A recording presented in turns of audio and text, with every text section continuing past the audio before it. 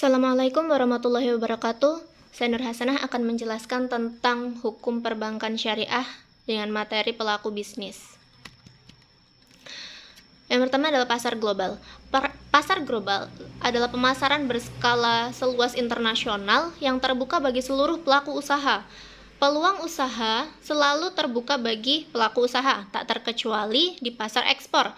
Yang terpenting mesti kreatif dan mau berinovasi dalam mengembangkan pasar. Pelaku bisnis yang tangguh tentu tak mudah ditenggelamkan oleh perusahaan tantangan bisnis, meski tantangan yang datang semakin berat. Dimensi-dimensi utama dalam pemasaran global yaitu yang pertama adalah lingkungan pemasaran global, segmentasi pasar global, pemasaran dengan sasaran pasar global, merumuskan strategi dan rencana pemasaran global, bauran pemasaran global, serta mengelola dan memimpin usaha pemasaran global.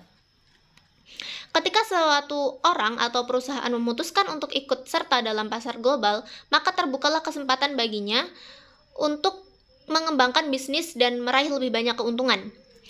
Perusahaan dapat membuka pabrik di negara lain yang upah buruhnya lebih murah. Perusahaan dapat membuka kantor cabang pabrik, cabang di beberapa tempat di seluruh dunia untuk mempermudah dan memperluas distribusi produknya. Perusahaan dapat memperoleh target konsumen yang lebih banyak dan memperkenalkan produknya di negara yang memiliki potensial.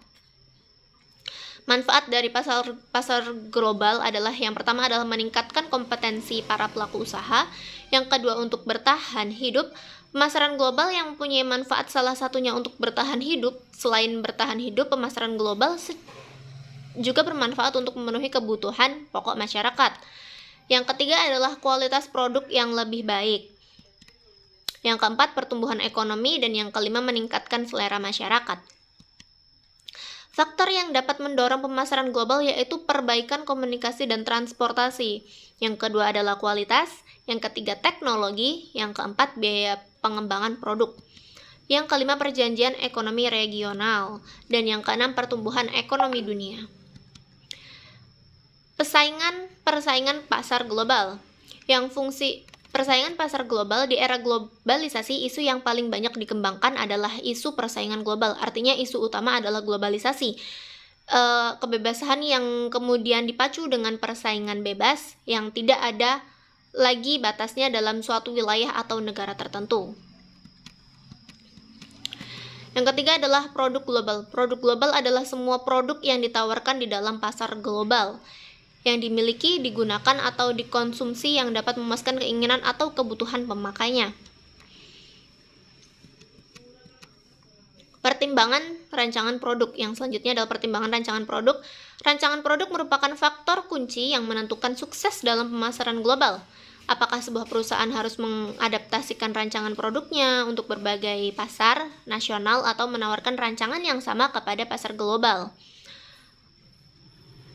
Preferensi. Terdapat perbedaan tegas dan penting dalam preferensi di seluruh dunia atas faktor-faktor warna dan rasa.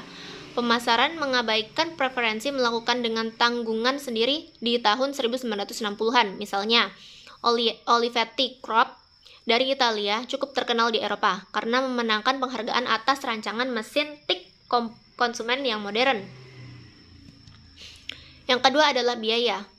Dalam mendekati isu rancangan produk, manajer perusahaan harus mempertimbangkan faktor biaya yang dalam arti secara luas untuk menghasilkan produk yang lebih baik dengan biaya yang sangat minim. Yang ketiga adalah hukum dan peraturan. Tentu harus mengikuti hukum dan peraturan yang ada di dalam negara tersebut. Hambatan non-tarif. Hambatan ini semacam persyaratan dan peraturan, namun ini sebenarnya fungsi untuk menghambat dan menghilangkan persaingan di luar negeri. Yang keempat adalah kesesuaian. Dan yang selanjutnya adalah cara Rasul berdagang ke luar negeri. Saat berumur 12 tahun, Nabi SAW pertama kali belajar berdagang atau berwirausaha, diajak dengan pamannya Abu Thalib untuk ikut rombongan ke Syam. Pada saat itu beliau menekuni usaha perdagangan.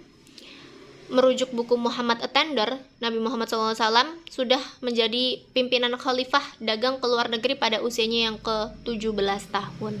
Ia berdagang hingga ke 17 lebih negara, diantaranya adalah Syam, Yordania, Bahrain, Busro, dan Irak juga Yaman. Etika bisnis Nabi Muhammad. Keberhasilan Muhammad dalam berbisnis dipengaruhi oleh kepribadian yang sangat jujur pada masa itu. Kemampuan mengelola bisnis tampak pada keberaniannya membawa dagangan Khadijah dan ditemani hanya seorang karyawan yang bernama Maisarah.